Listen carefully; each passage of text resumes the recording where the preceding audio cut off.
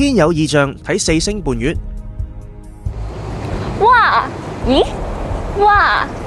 咩嚟㗎？七星伴月就聽得多啦，咁四星伴月究竟係咩嚟㗎？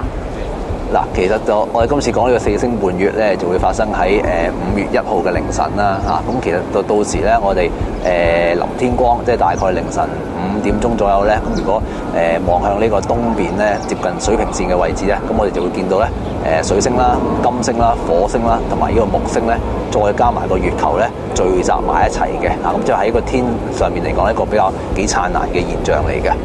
咁喺香港有咩地方可以睇得清楚啲啊？咁例如話喺港島咧，杏花邨啊、小西灣嘅海旁一帶咧，就無遮無擋嘅。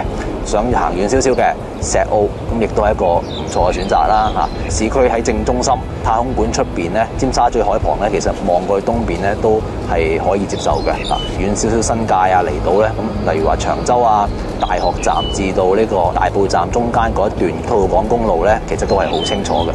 睇呢個現象咁需要啲咩設備咁呢？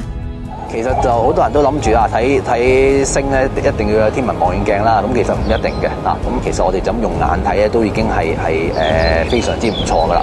好啦，如果你話想放大少少嘅，咁其實一支嘅好普通嘅雙筒望遠鏡咧，都已經係非常之唔錯。